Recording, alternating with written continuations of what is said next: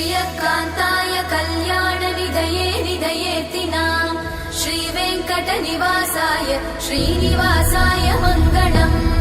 लक्ष्मी सविभ्रमालोकसुभ्रूविभ्रमचक्षुषे चक्षुषे सर्वलोकानां वेङ्कटेशाय मङ्गलम्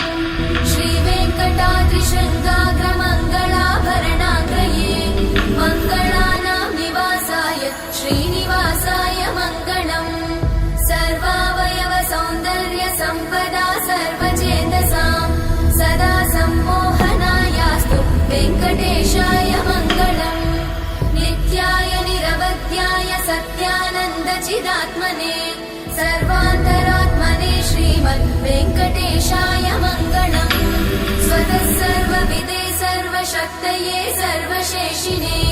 सुलभाय सुशीलाय वेङ्कटेशाय मङ्गलम्।